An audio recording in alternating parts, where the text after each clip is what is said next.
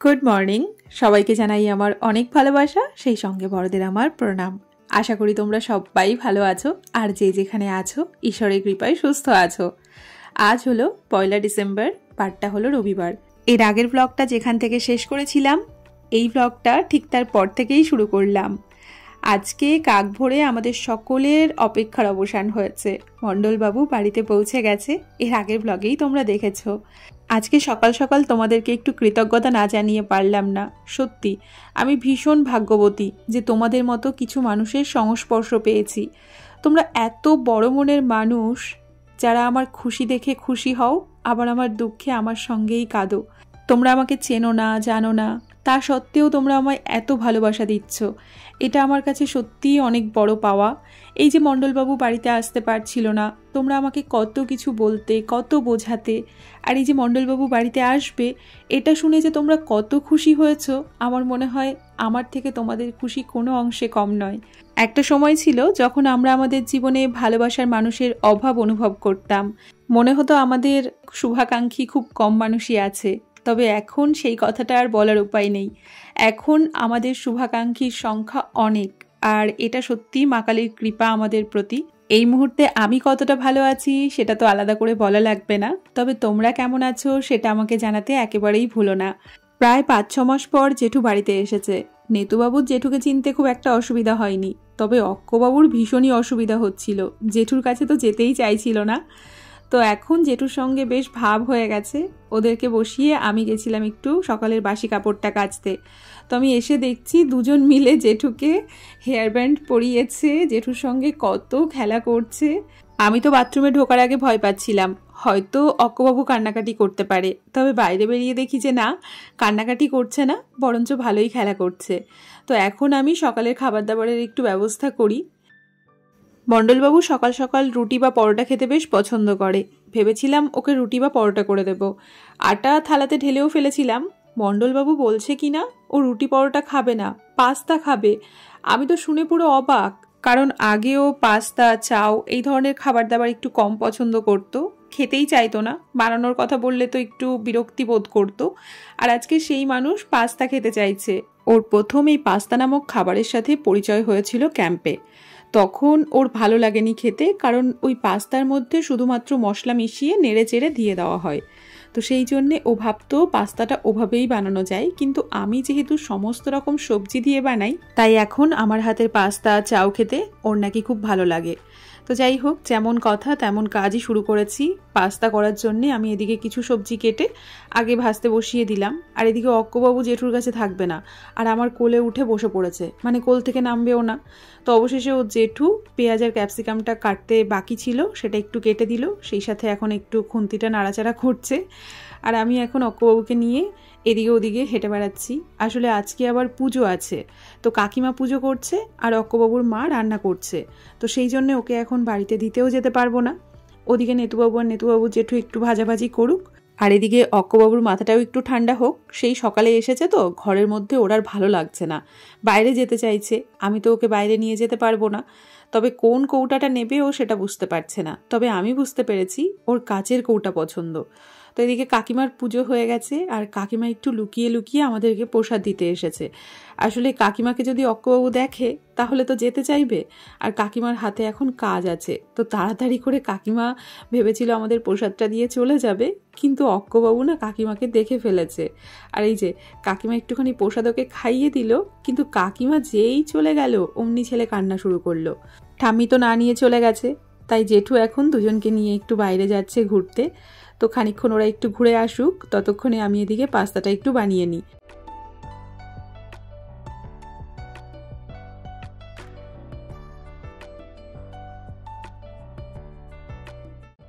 Pasta আমার তৈরি হয়ে গেছে, তবে ভেবেছিলাম ছাদ থেকে কয়েকটা পেঁয়াজ পাতা এর মধ্যে দেব, সেটা একদম মাথা থেকে বেরিয়ে গেছে।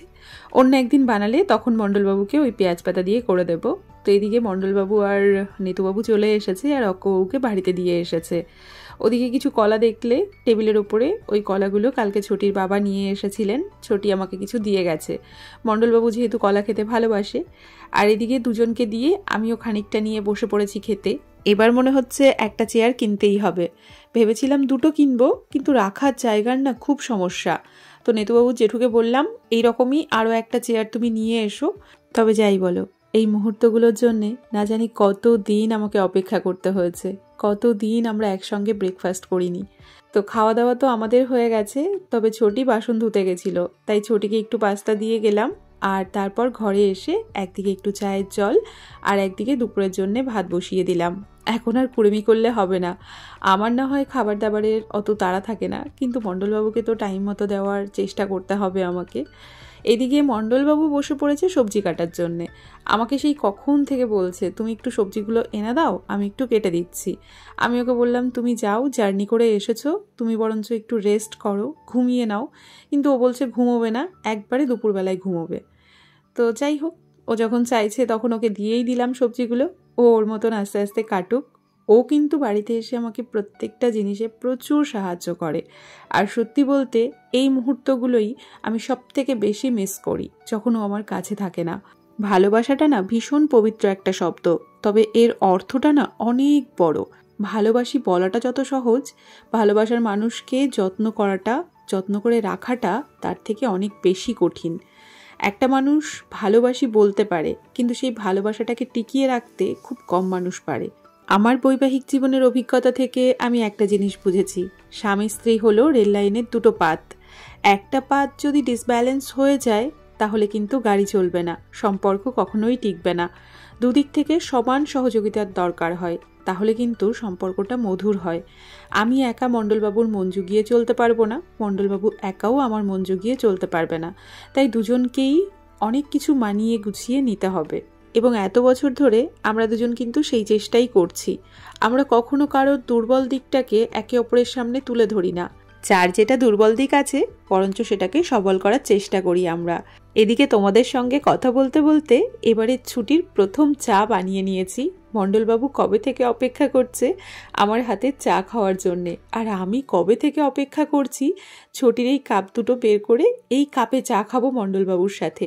তো যাই হোক, দুজনারই অপেক্ষা শেষ হয়েছে, আর আজকে ফাইনালি দুজন বসে চাটা খাচ্ছি। বিশ্বাস করো, ওর সঙ্গে চা খেতে আমার যে কি ভালো লাগে। এই সময়গুলোকে বাড়িতে বসেই যে আমি কতটা উপভোগ করি সেটা হয়তো আমি তোমাদের বলে বোঝাতে পারবো না। হয়তো কোনো পাহাড়ে গিয়ে শীতের সকালে এক কাপ চা বা এক কাপ কফি হাতে নিয়ে পাহাড় দেখতে দেখতে যতটা আনন্দের সঙ্গে একজন চা খাবে, আমি ঠিক ততটাই আনন্দ অনুভব করি যখন ও আমার সামনে বসে থাকে। ওকে দেখে না আমার সমস্ত কষ্ট দূর হয়ে যায়। ভীষণ ভালো লাগে আমার ওর সঙ্গে সময় কাটাতে। ওর বাড়িতে আমি এসেছি 9 বছর হলো। এই 9 বছরের মধ্যে ওর সঙ্গে সম্ভবত আমি 22 মাস সময় কাটিয়েছি। এই 22 মাস সময় আমি শুধু কাটাইনি, আমি উপভোগ করেছি প্রত্যেকটা মুহূর্ত। কারণ আমি জানি আমার জীবনে আমি এতটুকুই পাবো, আর এইটুকুর মধ্যে আমার জীবনটাকে বাঁচতে হবে। মানে বছরের 9টা মাস আমার যেনতেন প্রকারে কাটে, কিন্তু যেটুকু সময় আমি ওকে কাছে পাই সেইটুকু সময় সত্যি আমি জীবন বাঁচি। বাকি দিনগুলো আমি শুধু জীবন কাটাই, বিশ্বাস করো। অনেকেই হয়তো বলবে যে একটা বাচ্চা কাচ্চা হোক, তখন দেখবে এই ব্যাপারগুলো থাকবে না, এত ভালোবাসা থাকবে না। হয়তো হতে পারে, তবে আমরা সময়ের সাথে সাথে সব সময় পাল্টাই, মানে প্রত্যেকটা মুহূর্তেই আমরা পাল্টাচ্ছি। প্রথম যেদিন আমি ওর বাড়িতে এসেছিলাম সেদিন যে অমৃতা ছিলাম, আজ কিন্তু আমি সেই অমৃতা নেই, অনেকাংশে পাল্টে গেছি। তো আমার জীবনে যদি আরও কিছু নতুন ঘটে তখন যে আমি পাল্টাবো না বা ও যে পাল্টাবে না সেটা আমি কখনোই ভাবি না। পৃথিবীতে সব কিছু পরিবর্তনশীল, আমাদের সব কিছুই পাল্টাবে। তবে হ্যাঁ, আমাদের মুহূর্তগুলোকে আমরা আমাদের মতন করে তখনও বাঁচতে চাই, এটুকুই বলবো। মণ্ডলবাবুর কাছে আমার খুব একটা চাহিদা কোনোদিনই ছিল না, আজও নেই। একটু ভালোবাসা আর একটু যোগ্য সম্মান পেলেই আমি জীবন ওর সঙ্গে কাটিয়ে দিতে পারবো। আর সত্যি বলতে ও আমাকে এই দুটো জিনিস ভরপুর দিয়েছে, তাই আমার জীবনে কোনো গ্লানি নেই। ওকে পেয়ে আমি সত্যিই খুব খুশি। ওর মতন হাজব্যান্ড পাওয়া সত্যিই ভাগ্যের ব্যাপার। এদিকে দেখো, ভাইজি খেয়ে উঠেছে, ও এখন এঁটো থালাটা তুলছে। আমি বললাম রাখো, একটু পরে তুলছি। ওর তর সইল না। আজকে তো সকাল থেকে নেতুবাবু জেঠুর পেছন ছাড়েনি। ওর ইচ্ছে ছিল আজকে জেঠুর পাশে বসে খাবে, তাই জেঠুর কাছে ভাতটা নিয়ে এসেছিল। জেঠু সবজি কাটছিল আর ও নিচে বসে খাচ্ছিল। বর্তমানে এ বাড়িতে একমাত্র নেতুবাবুই আছে যে মণ্ডলবাবুকে নির্ভেজাল ভালোবাসে। যতদিন জেঠু বাড়িতে থাকবে সকাল সন্ধ্যা যখনই সময় পাবে জেঠুই করবে। ওদিকে কালকে ছোটি যে চাল কুমড়োটা দিয়েছিল সেটা ছোটিকে বলেছিলাম একটু কেটে দিতে, ও আমাকে কেটে দিয়ে গেছে। আর আজকে মাছের মাথা দিয়ে চাল কুমড়োর ঘন্ট করব। তো প্রথমে তেলের ওপরে একটুখানি জিরে, তেজপাতা আর একটুখানি দারচিনি দিয়ে মাছের মাথাগুলো ভেঙে দিয়েছি। আর এবার কেটে রাখা চাল কুমড়োগুলো দিয়ে দিচ্ছি। চাল কুমড়ো খেতে আমিও ভালোবাসি, সেই সাথে মণ্ডলবাবুও পছন্দ করে। তো ভাবলাম ওকে একটু মাছের মাথা দিয়ে ঘন্ট করে দিই। এই সমস্ত খাবার দাবার খেতে ওর ভীষণ ভালো লাগে। চাল কুমড়োটাকে খানিকক্ষণের জন্য একটু ঢেকে দিয়েছিলাম, আর আলুগুলো আমি আগেই ভেজে তুলে রেখেছিলাম। তো এখন সেই আলুগুলো দিয়ে দিচ্ছি, সেই সাথে খানিকটা উচ্ছেও ভেজে নিয়েছি। ভেবেছিলাম আলু আর উচ্ছে ভাজা করব। ও বলল আলু দিও না, শুধু উচ্ছেটাই ভাজো। তো সেই জন্যে শুধু উচ্ছে ভেজে তুলে রেখেছি। আর এবার আরেকটা কড়াই বসিয়ে আলু ফুলকপি মূলোর তরকারিটা বসিয়ে দিলাম। তবে আজকে না আমার একটা গন্ডগোল হয়ে গেছে। ভেবেছিলাম আগে একটু সবজিগুলো ভেজে নেব, তারপর তেলের উপরে ফোড়ন দিয়ে মশলা দিয়ে ভালো করে কষিয়ে রান্না করব। এদিকে তেলের উপরে মশলা দিতেও ভুলে গেছি। সেই সাথে ভেবেছিলাম কয়েকটা বড়িও দেব, সেটাও ভুলে গেছিলাম। তবে বড়িটা আমি পরে দিয়ে দিয়েছি, মানে ওই সবজির সঙ্গে ভাজা হয়ে যাবে। এদিকে কাকিমা এসে মণ্ডলবাবুর জন্য একটু শাক দিয়ে গেল। মণ্ডলবাবু শাক পাতা খেতে খুব ভালোবাসে, কাকিমা তো জানে। তো আজকে কাকিমা পালন শাক আর কচু শাক একসঙ্গে রান্না করেছে। আর আমি যে ঘন্টটা বসিয়েছিলাম, চাল কুমড়োটা বেশ ভালো মতো গলে গেছে। একটুখানি হলুদ দিয়ে ভালো করে নাড়াচাড়া করে ভেজে নিয়ে একটুখানি কর্নস্টার্চ বাটিতে নিয়ে নিয়েছি। আর এখন এই কর্নস্টার্চ গুলে আমি ঘন্টর মধ্যে দেব। যে কোনো ঘন্ট রান্না করতে গেলে আটা, ময়দা বা চালের গুঁড়ো ব্যবহার করা হয়। আমি আগে কখনো কর্নস্টার্চ ব্যবহার করিনি, আজ প্রথম করছি।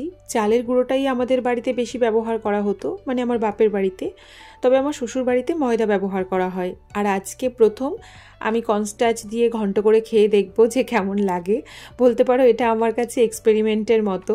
মোড়ো ঘন্ট আমার প্রায় রান্না হয়েই গেছে। সবশেষে আমি এর মধ্যে একটু ভাজা জিরের গুঁড়ো দিচ্ছি। মণ্ডলবাবু পাশে দাঁড়িয়ে আছে, ও ভাবছিল হয়তো আমি গরম মশলা দিলাম। ও বলছে এতটা দিও না। আমি পরে বললাম এটা গরম মশলা নয়, ভাজা জিরের গুঁড়ো। তো ঘন্ট তো রান্না হয়ে গেছে, তবে তরকারিটা এখনও হয়নি। তরকারিটা রান্না হয়ে গেলে আজকের মতো রান্নাবান্না আমার কমপ্লিট হয়ে যাবে। তবে রাত্রিবেলায় একটু ভাত করে নেব। ভাত আমি আজকে দুবেলার জন্যে করিনি। তবে আজকে রান্না করতে করতে বাসনগুলো যতটা পেরেছি ধুয়ে ফেলার চেষ্টা করেছি। যে কোনো কাজ করতে করতে না কাজের প্রতি মানুষের অভিজ্ঞতা বাড়ে, আর সেটা আমি বাড়িতে আসার পরে ভালো মতো বুঝতে পারছি। আগে যেন তো আমার মধ্যে একটা ব্যাপার ছিল, আমি যত তরকারি রান্না করি না কেন একটাই কড়াই ব্যবহার করতাম। স্বাভাবিক, একটা কড়াই ব্যবহার করলে রান্নাবান্না করতে অনেকটা দেরি হয়ে যেত। তো আমার সেই রান্না হতে হতে 3টে-4টে বেজে যেত। কিন্তু আজকে দেখো আমি 3টে কড়াই ব্যবহার করেছি, আর আমার রান্নাবান্না তুলনামূলক অনেক আগেই হচ্ছে। মানে তরকারিটা হয়ে গেলে হয়ে যাবে। তো কালকে তো পায়েসটা করেছিলাম মণ্ডলবাবুর জন্যে। সকালবেলায় পায়েসটা বের করেছিলাম, ভেবেছিলাম পরোটা করব, ওকে পায়েস দেবো। তো ও তো পায়েস সকালে খায়নি, ওর পেট ভরে গেছে। এই যে বাড়িতে এলো আর প্রত্যেকটা সময় একই কথা বলবে, আমার পেটে জায়গা নেই, আমার পেট ভরে গেছে। মানে খাওয়া দাওয়া নিয়ে না আমাদের সবসময় কিছু না কিছু ঝামেলা লেগেই থাকে। তো এখন বলল ওর পেটে একটু জায়গা হয়েছে, তাই পায়েসটা আবার বের করে ওকে একটু দিলাম।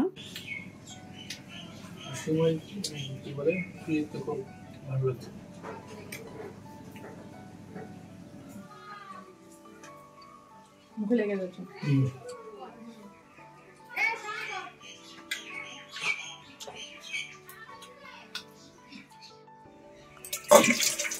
মাছের ঝোলটা রান্না হয়ে গেছে, তবে আমি জানি না আজকে মাছের ঝোল কেমন হয়েছে। আমার মনে হচ্ছে আজকে মাছের ঝোল খুব একটা ভালো হয়নি। তো মাছের ঝোলটা নামিয়ে আমি স্নান করে নিয়েছি, আর কয়েকটা জামা কাপড় ছিল সেগুলো একটু ধুয়ে দিয়েছি। ওদিকে আবার মণ্ডলবাবু একটু শুয়ে পড়েছে, জানি না ঘুমিয়েছে কিনা। তবে কাকিমা দেখছি এদিকে আমাকে ডাকছে, বলছে গুড় এসেছে, মানে খেজুরের গুড়। তো আমার তো খেজুরের গুড় এতদিন ধরে ফ্রিজে নষ্ট হচ্ছিল, ভাবছি আজকে একটু নিয়ে নিই। তবে নিয়েও না খুব একটা লাভ নেই, জানো তো। মণ্ডলবাবু কিছু খেতে চায় না, মানে পিঠে পুলি ও একদমই পছন্দ করে না। তো তাও আমি চলে এসেছি কাকিমার ডাকে। তো এই যে এখান থেকে ভাবছি একটু ঝোলা গুড় নেব। কাকিমা বলছে গুড়টা ভালো, কাকিমাও খানিকটা নিয়েছে। 120 টাকা করে দাম বলছে। আমি খুব বেশি নেব না, ওই 500 মতো নিলাম। এতক্ষণ আমি ভাবছিলাম মণ্ডলবাবু হয়তো ঘুমিয়ে পড়েছে, ও অনেকক্ষণ থেকে ঘরে শুয়েছিল। আর আমি রান্নাঘরের কাজকর্ম করলাম, তারপর স্নান করলাম, জামা কাপড় মেললাম, আবার গুড় আনতে গেলাম। ওর তো খাওয়ার সময়ও হয়ে গেছে, কিন্তু আমি ওকে ডাকিনি। তো ও বলছে আমি ঘুমোইনি, এমনিই শুয়েছিলাম। তবে আজকে দুপুরের খাবারটা খেতে আমাদের খুব একটা দেরি হয়নি। আজকে আমরা ওই 1:30-2টোর মধ্যে খাবার খেতে বসে পড়েছি। আর আজকে যে কত কিছু আছে, ছোটি সকালবেলায় ডিমের ঝোল দিয়েছে, কাকিমা শাক দিয়েছে, সেই সাথে আমিও রান্নাবান্না করেছি। আর আমরা দুজনাই না ওই 2 তরকারি থেকে 3 তরকারি 4 তরকারি খেতে গেলে আমাদের অবস্থা খারাপ হয়ে যায়। তো মণ্ডলবাবু বলল ডিমের ঝোলটা থাক, ওটা রাত্রিবেলায় খাবো, এখন মাছের ঝোলটা খাই। আচ্ছা, খেতে খেতে একটা কথা বলি, হ্যাঁ, আমি না মণ্ডলবাবুকে পেয়ে তোমাদের কিন্তু একদমই ভুলে যাইনি। মণ্ডলবাবু আমার সঙ্গে বছরে 2.5 মাস থাকে, আর তোমরা আমার সঙ্গে 365 দিনই থাকো। তো তোমাদেরকে আমি কি করে ভুলি বলো? আমি যতই ব্যস্ত থাকি না কেন, আমি চেষ্টা করছি ভিডিওগুলো করার এবং সেগুলো এডিট করে আপলোড করার। সত্যি বলতে কালকে আমি ভিডিওটা ঠিকঠাক টাইমেই আপলোড করতে বসিয়েছিলাম, কিন্তু যেহেতু আমি ভিডিওটা 4Kতে বসিয়েছিলাম তাই 17 GB লাগতো আপলোড হতে, তো সেটা হচ্ছিল না। আর আমার ফোনেও না কিছু একটা সমস্যা হচ্ছে, কি সমস্যা হচ্ছে আমি এখনও বুঝতে পারছি না। তবে হ্যাঁ, আমি চেষ্টা করব যেভাবেই পারি, ভালো পারি মন্দ পারি, ভিডিওগুলো এডিট করে আপলোড করার, এটুকু আমি তোমাদের বলতে পারি। তো খাওয়া দাওয়া তো হয়ে গেছে, ছোটিকেও একটু দিয়ে দিয়েছি, আর এখন ঘরে এসে একটা পার্সেল খুলছি। আসলে আমার একটা পাগলি বোন আছে, রিম্পা, যে আমাকে সত্যিই পাগলের মতো ভালোবাসে। তো আমার ইউটিউব ফ্যামিলিরই মেম্বার সে। তো ও আমাকে গিফটের উপর গিফট পাঠিয়েই যাচ্ছে। প্রথমে একটা 2 পিস পাঠিয়েছে, আর এখন এই কন্টেনারগুলো দেখো পাঠিয়েছে। তবে শুধু এগুলো নয়, একটা হট ব্যাগও পাঠিয়েছে। ওদিক থেকে মণ্ডলবাবু আমাকে বলছে, তুমি বারণ করনি? আমি বললাম, তোমার কি মনে হয় আমি যে ওকে কতবার বলেছি তার কোনো ঠিক নেই, কিন্তু ও শুনলে তো? ও একেবারেই কথা শোনে না। দেখো, এত খরচা করার কি আছে বলো তো? ভালোবাসা দেখানোর জন্যে সবসময় কি জিনিস দিতে হবে? এই কথাটাও আমি ওকে বলেছি। ও আমাকে কি বলে জানো? বলে, তুমি আমার কুম্ভ মেলায় হারিয়ে যাওয়া দিদি, আমি জানি না কেন আমি তোমায় খুব ভালোবাসি। তাই বোন ভালোবেসে দিদিকে কিছু দিতেই পারে। রীতিমতো আমাকে ব্ল্যাকমেল করে, জানো তো? ওর সঙ্গে আমি কথাতে পারি না। ইউটিউবের কৃপায় জয় অমৃতের মতো একটা ফ্যামিলি পেয়েছি, তোমাদের মতো ফ্যামিলি মেম্বার পেয়েছি, এটাই আমার কাছে যথেষ্ট। তোমরা আমায় এত ভালোবাসো, এই ভালোবাসাটুকুই আমি চাই। বাকি এর থেকে বেশি তোমাদের কারোর কাছে আমার কিচ্ছু চাওয়ার নেই। তোমরা আমাকে কেউ দিদি বলে, কেউ বোন বলে, আবার কেউ বন্ধু বলে ভালোবাসো, এই ভালোবাসাটুকুই আমার কাছে যথেষ্ট। বর্তমান সময়ে দাঁড়িয়ে একটা কথা আমি ভীষণভাবে বিশ্বাস করি, তুমি যদি কোনো মানুষের কাছে কিছু আশা করো তাহলে তুমি কিঞ্চিত পাবে, আর যদি তুমি ঈশ্বরের কাছে আশা করো তাহলে তুমি যতটা ভাববে তার থেকে 1000 গুণ বেশি পাবে।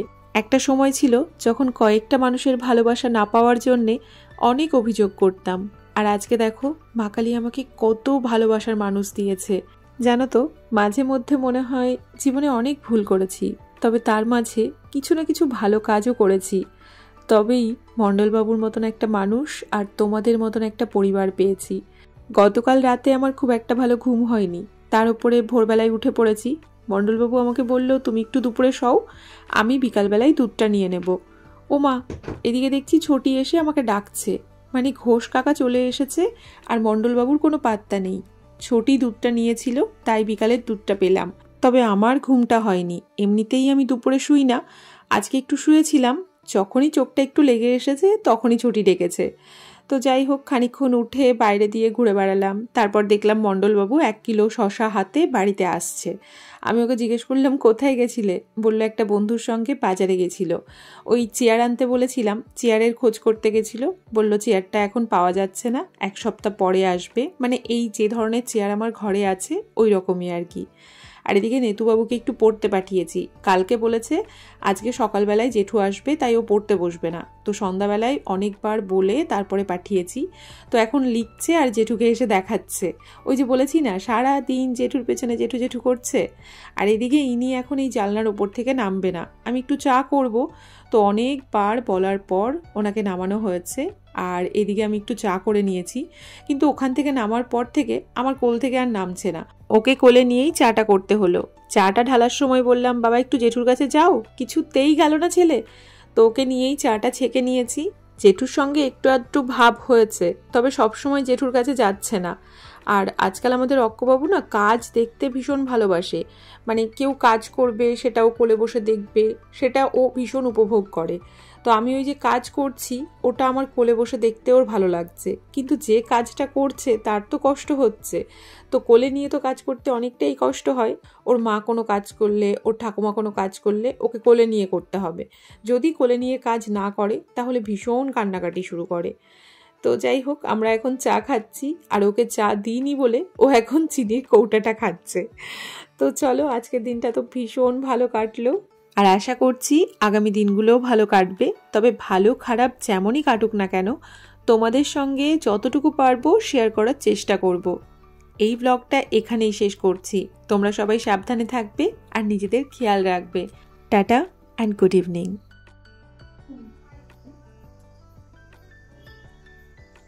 গরম গরম বাবা, গরম গরম বাবা, গরম গরম। তুমি এটা নিয়ে খেলো, এটা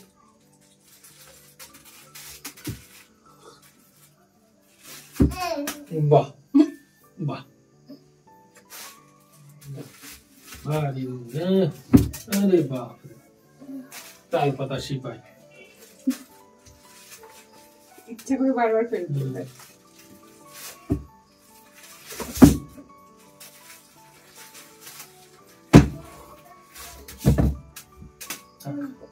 আর তুলবে না, জেঠু আর তুলে দেবে না।